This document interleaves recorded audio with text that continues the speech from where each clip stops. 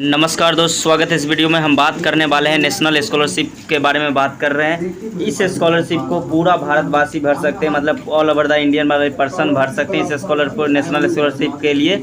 यह स्कॉलरशिप में लगभग 8,000 से लेकर लगभग 90,000 के बीच में रुपया मिलता है।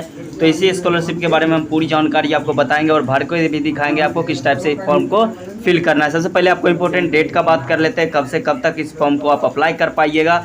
तो यहाँ पे देख लीजिए, जैसे कि प्री मैट्रिक, यहाँ पे दो टाइप का स्कॉलरशिप होता है, प्री मैट्रिक और पोस्ट मैट्रिक। प्री मैट्रिक का मतलब हुआ कि जो बच्चा 9th और 10th में पढ़ रहे हैं वो प्री मैट्रिक वाले हो गए, और जो पोस्ट मैट्रिक हो गया जो 10th से बाद ज़्यादा पढ़ रहे हैं, मतलब 11th पढ़ रहे हैं, 12th पढ़ रहे हैं, बीएड बीएससी कुछ भी पढ़ रहे हैं, वो पोस्ट मैट्रिक हुआ है। प्री मैट्रिक हुआ सिर्फ 9th 10th वाला बच्चा है, वो प्री मैट्रिक में। तो यहाँ पे देख लीजिए, जैसे प्री मैट्रिक का जो बच्चा मतलब स्कॉलरशिप है, 30 आपका लास्ट डेट दिया गया है, 30/9/2022 तक आप इस फॉर्म को अप्लाई कर पाइएगा। इसी महीना का 30 तारीख तक प्री मैट्रिक वाला बच्चा को अप्लाई करने का डेट दिया गया है। पोस्ट मैट्रिक के लिए यहाँ पे देख लीजिए, स्कॉलरशिप माइनॉरिटीज़ के लिए है।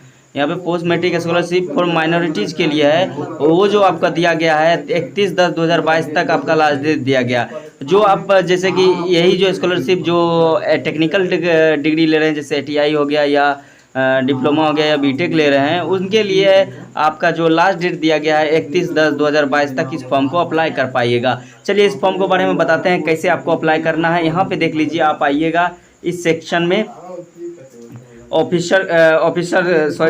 इसमें आइएगा, एप्लीकेंट कॉर्नर में आइएगा। यहाँ पे देख लीजिए लॉगिन का ऑप्शन है, लॉगिन का ऑप्शन पे क्लिक कीजिएगा। यहाँ पे देख लीजिए दो टाइप का यहाँ पे दिया जाएगा। यहाँ पे देख लीजिए न्यू रजिस्ट्रेशन है और एक फ्रेश एप्लीकेशन है। यहाँ पे फ्रेश एप्लीकेशन है। अगर आप रजिस्ट्रेशन कर लिए हैं तो आपको फ्रेश एप्लीकेशन पे क्लिक करके यूज़र ID और पासवर्ड डाल देना है। अगर नहीं, आप रजिस्ट्रेशन नहीं किए हैं तो इस न्यू रजिस्ट्रेशन पे क्लिक कर दीजिएगा। फॉर्म सत्र 2022 से 23 के लिए है। इस क्लिक करने के बाद आप इस ऑफिशियल वेबसाइट पे आ गए होंगे।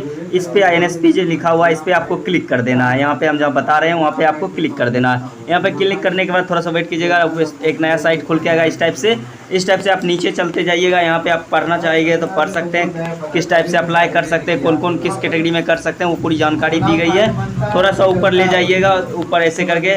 उसके बाद यहाँ पे देख लीजिए लेफ्ट कॉर्नर में 3 जगह है टिक मारने के लिए, इस पर टिक मार देना है आपको।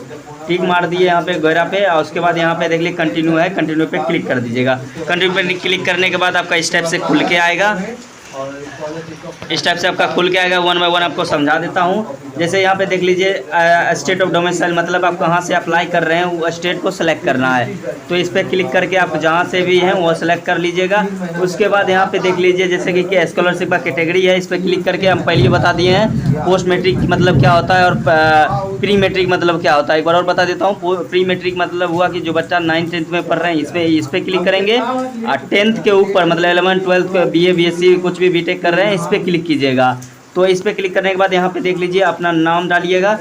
यहाँ पे आप जो विद्यार्थी अप्लाई कर रहे हैं वो अपना नाम डालिएगा यहाँ पे। उसके बाद यहाँ स्कॉलरशिप टाइप है, उस पर क्लिक कर दीजिएगा, और यहाँ ऊपर में जो स्कॉलरशिप स्कीम है उस पर क्लिक कर देंगे। यहाँ पे अपना डेट ऑफ बर्थ डाल दीजिएगा। उसके बाद यहाँ पे जेंडर जो भी है, मेल फीमेल आप जो भी हैं वो क्लियर कर दीजिएगा। उसके बाद यहाँ पे अपना मोबाइल नंबर डालिएगा। मोबाइल नंबर चालू होना चाहिए ताकि इस पर नोटिफिकेशन जाएगा। ईमेल ID यहाँ पे डाल दीजिएगा आप। उसके बाद यहाँ पे देख लीजिए, जैसे कि आप FSC कोड, बैंक का FSC कोड, देखिए बैंक का जो यहाँ पे FSC कोड डालिएगा। जो बच्चा फॉर्म को अप्लाई कर रहे हैं उनका अपना अकाउंट होना चाहिए, तभी आप इसमें अपना FSC कोड लगा पाइएगा। यहाँ पे FSC कोड देना है, फिर कंफर्म FSC कोड यहाँ पे डालना है। उसके बाद यहाँ पे बैंक अकाउंट नंबर देना है। और उसके बाद कंफर्म, आप फिर से दोबारा बैंक अकाउंट नंबर देके कंफर्म कीजिएगा। यहाँ पे देख लीजिए, जैसे आइडेंटिफिकेशन डिटेल है, यहाँ पे पहचान का विवरण देना है। तो यहाँ पे देख लीजिए 3 ऑप्शन दिया रहता है। आधार दिया रहता है, अगर आप नया आधार बना रहे हैं तो आधार इनरोलमेंट नंबर ID रहता है, ये डाल सकते हैं, या बैंक अकाउंट डाल सकते हैं। तो आधार सबके पास रहता है, आधार पे क्लिक कर देंगे। आधार पे क्लिक करने के बाद यहाँ पे अपना आधार नंबर डाल दीजिएगा, यहाँ पे जो होता है 12 डिजिट का, यहाँ पे डाल दीजिएगा। उसके बाद ये कैप्चा यहाँ देख रहे हैं, ये कैप्चा यहाँ डाल दीजिएगा। और यहाँ से एक बात और बताना चाहूँगा, यहाँ पे जब अपना बैंक अकाउंट नंबर डालिएगा तो ऑटोमेटिकली आपका बैंक का नाम भी शो कर देगा। उसके बाद यहाँ पे कैप्चा डालने के बाद ये जो आपका ये जो कैप्चा दिख रहा है लाल वाला वो यहाँ ये 7D ऐसे है, यहाँ पे आप क्लिक कर दीजिएगा। अगर समझ में नहीं आ रहा तो ये वाला है, ये वाला पे डाल के आप रिफ्रेश कर करके चेक कर सकते हैं। दूसरा आता कि आपका दे देगा अच्छा वाला जो कि आपको समझ में आए इस टाइप से। उसके बाद यहाँ पे देख लीजिए ये वाला घेरा है, इस पर क्लिक कर दीजिएगा। जितना रहेगा ये टर्म एंड कंडीशन है, टर्म एंड कंडीशन को एक्सेप्ट कर लीजिएगा। एक्सेप्ट करने के बाद यहाँ पे देख लीजिए रजिस्टर पे है, रजिस्टर है, रजिस्टर पे क्लिक कर दीजिए। जैसे रजिस्टर किए होंगे तो रजिस्टर करने के बाद यहाँ पे देखिए स्टूडेंट एप्लीकेशन आईडी के नाम से आया होगा, यहाँ पे कुछ आईडी नंबर दिया होगा JH करके। ये अच्छा से कॉपी कर लेना या स्क्रीनशॉट ले लेना, इसका जरूरत पड़ेगा आपको आगे। और उसके बाद यहाँ पे कंटिन्यू पे क्लिक कर दीजिएगा। देख लीजिए आने के बाद यहाँ पे क्या करना है कि वो जो एप्लीकेशन आईडी आपको बोले थे स्क्रीनशॉट लेने के लिए यहाँ पे डाल दीजिएगा। उसके बाद यहाँ पे पासवर्ड आपका मांग रहा होगा, हम पासवर्ड फिल कर दिए इसलिए पासवर्ड यहाँ लिखा नहीं है। पासवर्ड यहाँ पे मांग रहा होगा। पासवर्ड में आपको वो डालना है जो आपका डेट ऑफ बर्थ, जो शुरू में जैसे जिस टाइप से डेट ऑफ बर्थ दिए थे उसी टाइप से आपका यहाँ पे डेट ऑफ बर्थ देना है। और आपका मैसेज मोबाइल के मैसेज में भी चल जाएगा आपका पासवर्ड, वही पासवर्ड यहाँ पे डाल देना, अपना डेट ऑफ बर्थ ही। यहाँ पे जैसे कि 25 दीजिएगा, हैपेन दीजिएगा, 08 दीजिएगा 2022, मतलब पहले दीजिएगा डेट, उसके बाद मंथ दीजिएगा, उसके बाद अपना ईयर दीजिएगा। और उसके बाद ये जो कैप्चा आपका आता है, कैप्चा यहाँ पे डाल के उसके बाद लॉगिन यहाँ पे क्लिक कर। लॉगिन पे क्लिक करने के बाद आपको 5 डिजिट का OTP गया होगा उसी मोबाइल नंबर पर, जो मोबाइल नंबर आप रजिस्ट्रेशन के वक्त दिए होंगे वो OTP यहाँ पे डाल के कन्फर्म OTP पे क्लिक कर दीजिएगा। OTP डालने के बाद आपका स्टेप से खुल के आएगा, न्यू पासवर्ड बनाने के लिए आएगा और कन्फर्म पासवर्ड आपका रहेगा। न्यू पासवर्ड मतलब नया पासवर्ड आपको बनाना है जो कि 8 डिजिट का रहना चाहिए। यहाँ पे देख लीजिए दिया रहता है शुड भी मिनिमम 8 कैरेक्टर, मतलब क्या कम से कम 8 कैरेक्टर डिजिट का रहना चाहिए। एटलीस्ट 1 अल्फाबेट, मतलब क्या एक आपका नंबर भी रहना चाहिए कम से कम। और उसके बाद एटलीस्ट 1 न्यूमेरिकल वैल्यू रहना, जैसे 0 से 9 तक नंबर भी रहना चाहिए। और एटलीस्ट 1 आपका स्पेशल कैरेक्टर जैसे @ हैशटैग कोमा वोमा कुछ भी है वो रहना चाहिए। तो जैसे अगर आपका नाम मोहन है तो आप मोहन @ 1 2 3 4 5 दे सकते हैं। जैसे मोहन में M आपका कैपिटल रहना चाहिए, उसके बाद छोटा छोटा आप दे दीजिएगा। और इसी तरह यहाँ पे कंफर्म पासवर्ड में भी डाल के और उसके बाद यहाँ पे सबमिट पे क्लिक कर दीजिए। पासवर्ड करने के बाद आप इस ऑफिशियल वेबसाइट पे आ गए होंगे। यहाँ पे आने के बाद आपका यहाँ पे देख लीजिए कॉर्नर में यहाँ लेफ्ट साइड में यहाँ पे देख लीजिए आपका एप्लीकेशन आईडी दिया रहेगा। उसके बाद यहाँ पे एप्लीकेशन फॉर्म देख रहे हैं, इस पर क्लिक कर दीजिएगा। इस टाइप से देख लीजिए यहाँ पे आ जाइएगा। उसके बाद यहाँ पे आपका डिटेल दिया रहेगा। उसके बाद यहाँ पे देख लीजिए पूछा जाएगा सिंगल गर्ल चाइल्ड, मतलब कि आप अपने घर में इकलौती बेटी हो, मतलब बच्ची हो, समझे, एक लड़की में। तो अगर होंगे तो आप यस कर सकते हैं या नो ही रहने दीजिएगा। उसके बाद यहाँ पे देख लीजिए रिलीजन में आपको क्या करना है, अपना जो भी रिलीजन इस पर क्लिक करके हिंदू मुस्लिम जो भी है आप यहाँ पे क्लिक कर दीजिएगा। उसके बाद यहाँ पे देख लीजिए आपका पूछा जाएगा कि आपका जो कम्युनिटी है, कैटेगरी है वो क्या है। तो इस पर क्लिक करके आप जो भी है SC है, ST है, OBC है वो क्लिक कर दीजिएगा यहाँ पे। उसके बाद यहाँ पे आपका अपना पिता का नाम लिखिएगा। उसके बाद यहाँ पे अपने माता का नाम, मदर्स नेम लिखिएगा। उसके बाद आपका जो एनुअल इनकम है वहाँ इस पर लिखना है, जो आपका एनुअल इनकम सर्टिफिकेट में होगा वही यहाँ पे डाल दीजिएगा। उसके बाद यहाँ पे देख लीजिए आपका आधार नंबर दिया रहेगा पहले से ही यहाँ पे सब चीज़। और उसके बाद यहाँ पे एक फॉर्म भरना है आपको, डे स्कॉलर या हॉस्टलर। मतलब क्या, डे स्कॉलर का मतलब हुआ कि आप बाहर से पढ़ने आते हैं तो इस पर क्लिक कर दीजिएगा, या आप हॉस्टल में रह के पढ़ रहे हैं तो इस पर क्लिक कीजिएगा। तो आप डे स्कॉलर होंगे तो डे स्कॉलर, या हॉस्टल होंगे तो हॉस्टलर क्लिक कर दीजिएगा। उसके बाद यहाँ पे एकेडमिक डिटेल में आइएगा। यहाँ पे देख लीजिए सेलेक्ट योर इंस्टीट्यूट है, इस पर क्लिक कर दीजिएगा। इस पर क्लिक करने के बाद इस टाइप से खुल के आएगा। यहाँ पे आपको क्या करना है कि सबसे पहले इसमें अपना संस्थान राज्य चुने, मतलब आप कहाँ से पढ़ाई कर रहे हैं, संस्थान आपका कहाँ है उसका राज्य सेलेक्ट कर लीजिएगा। उसके बाद यहाँ पे देख लीजिए अपना इंस्टीट्यूट, यहाँ पे अपना डिस्ट्रिक्ट, जो भी इंस्टीट्यूट आपका जहाँ पे बिहार में जो डिस्ट्रिक्ट होगा आपका, जो भी स्टेट का वो डिस्ट्रिक्ट यहाँ पे सिलेक्ट कर लीजिएगा, जो भी डिस्ट्रिक्ट में आपका कॉलेज होगा। तो हम जैसे यहाँ पे सिलेक्ट कर लेता हूँ मुंगेर कर लेता हूँ, यहाँ पे मुंगेर है, मुंगेर कर लेता हूँ। उसके बाद यहाँ पे देख लीजिए गेट इंस्टीट्यूट लिस्ट पे क्लिक कर दीजिएगा। इस पे क्लिक करने के बाद इस टाइप से आपका खुल के आएगा। यहाँ पे देख लीजिए सर्च है, सर्च पे क्लिक करके आपका जो भी कॉलेज होगा वो कॉलेज में यहाँ पे आप कर लीजिएगा, आप सर्च कर लीजिएगा। उसके बाद आपका कॉलेज मिल जाएगा। उस कॉलेज पे आपको क्या करना है कि क्लिक कर देना है आपका जो भी हो।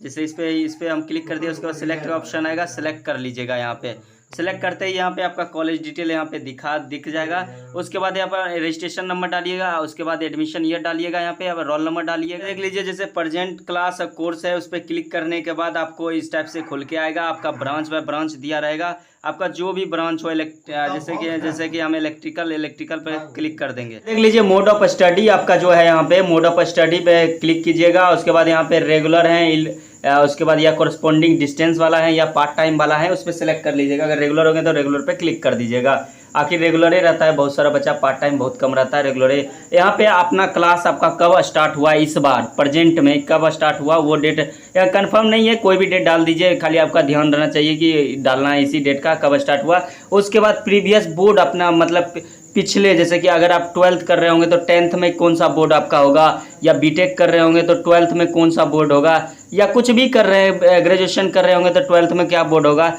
हम जैसे इस पर सर्च कर लेते हैं BSEB, हम BSEB बोर्ड पटना सर्च कर लिए, यहाँ पे डाल दिए, मतलब हम बिहार बोर्ड से पढ़े थे, 12th डाल दिए यहाँ पे। और उसके बाद हम आगे आपको बताना चाहूँगा, यहाँ पे आपका देख लीजिए प्रीवियस कोर्स क्या था वो बताना है। यहाँ पे प्रीवियस कोर्स पे क्लिक करिएगा। उसके बाद आपका 10 था 12 था, हम 10 डाल दिए, यहाँ पे 10 प्रीवियस कोर्स डाल दिया। उसके बाद प्रीवियस ईयर बताना है, पासिंग ईयर मतलब क्या, प्रीवियस ईयर मतलब कि 10th में, यहाँ 10th या 12 डालिएगा। उस मार्कशीट में आप देख लीजिएगा कौन सा ईयर में आप पास हुए हैं, वो यहाँ पे सिर्फ ईयर डालना। जैसे कि लेट मान लीजिए 2020 में किए होंगे तो यहाँ पे 2020 कर दिए।